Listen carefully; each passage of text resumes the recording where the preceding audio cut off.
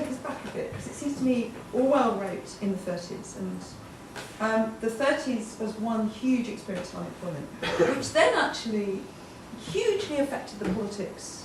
It set up the welfare state. The 1945 solution was partly a response to we can't go back to that. Felt actually on both there was a sort of a coalition of conservatives like Macmillan, very clearly, who represented Stockton, felt actually that Stockton had to be saved.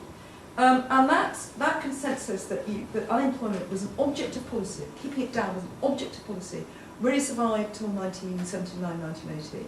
On the back of that experience, a kind of fairly ubiquitous experience, that unemployment was caused evils in all sorts of places, which of course it does.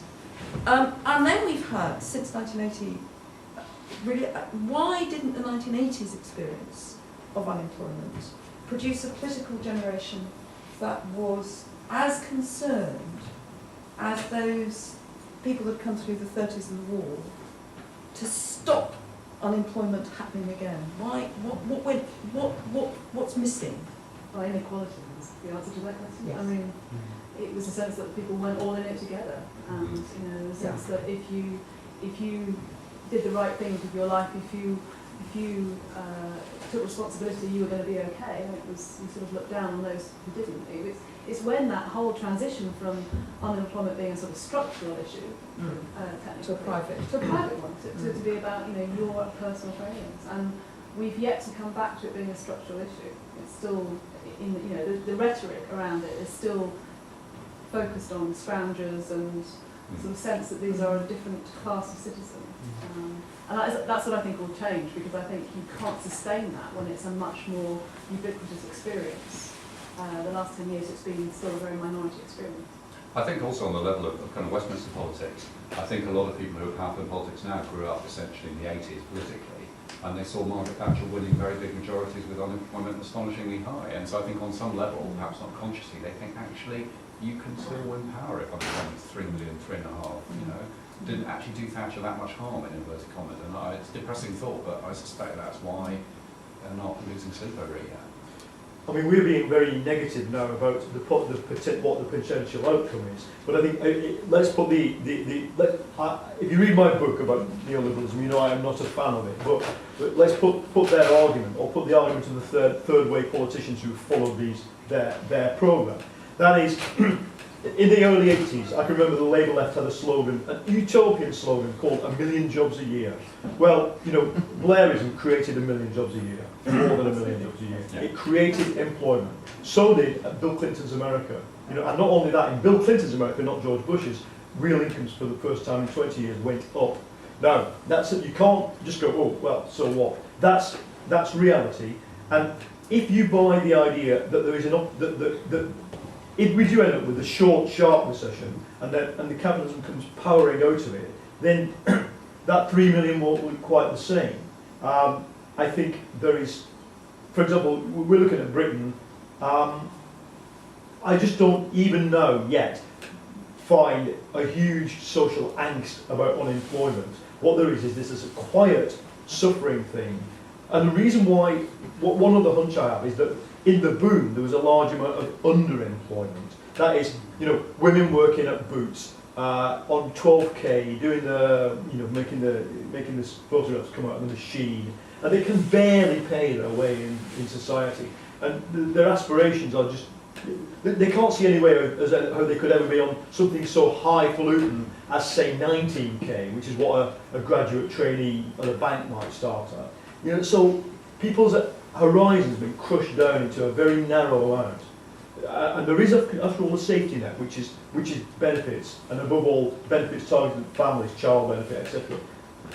Which is why you get the famous argument that I'm better off on benefits. Some people are, which is an indictment of work, not unemployment. Yeah, I mean, to add to what you've just said, I wonder whether one of the reasons why there isn't a great panic yet about unemployment is because for a lot of people, employment has not been fantastic in the last 15 years. I still think it's much better to have a job than not to have one, don't get me wrong, but a lot of people have had to have a lot of state benefits to top up their wages. I don't think that was going on, in the 50s or the 60s. If you had full-time work, It might have been very dull and soul destroying, but generally speaking, you didn't need a large cheque from the government to buy essentials. I suppose one question is to what extent the kind of economic crisis puts a spotlight on that model, and asks the question, is this sustainable? I mean, there's absolutely no indication that there's any scrutiny of it right now across the political spectrum. I think there's a sense that it needs to be patched up and we just carry on as before. But Well, that seems to be the most disconcerting thing about this moment, actually, which is there's some general view as we go into the next election that it's really fine. You know, it's okay. How far do you think the economic model will have to be? It seems to me. And sorry, the second question I was, it seems to me there will be a really scary moment, probably later this summer, when a whole new generation of graduates. A lot of them still first-time graduates from their families. My husband used to work at Goldsmiths. You know, I work in an old poly. We still have large numbers of people for whom going to university is their families. The families really have to work behind it and feel very proud. So there's a huge expectation still going into that. A lot of those people are suddenly going to find that they're going to find it almost impossible to get jobs. So, and that will be a big shock for families, actually. I think that'll be a big sort of shock for families. That may have quite a big effect on the kind of discourse about it in the media Yes. and so on, because people's kids will be those people you're talking about. Yes. And they'll think, oh my God, my Well, son who's got a good Sorry. history degree is not going to get a job for 2 years. Yeah. There's another even more, selfish thing going on, and that is because of a combination of the recession and the fact that the business model of most of the media is completely screwed. That means that loads of journalists are losing their jobs. Yeah. And actually, if you want to raise an issue with anybody, get journalists to be on the receiving end of it. Journalist gets mugged. You mug it, there's a crackdown on mugging happens at the time. And I think that we're finding this. What am I supposed to do? So yeah. it is that group of young people. I mean, 1 in 8 graduates from last year haven't found a job yet, so it's already strong signs about that. But it's also the sort of 16 to 17-year-olds who are not, left school and haven't found a job. Is 1 in 3 at the moment. I mean, it's pretty clear that could be a generation who really lose out unless we do something quick. And there's very clear evidence that we've collected over centuries now about how that experience can be really scarring. That you can see the impact for years and years to come. So I think that's where politicians will focus their energies, because it's the most pressing issue.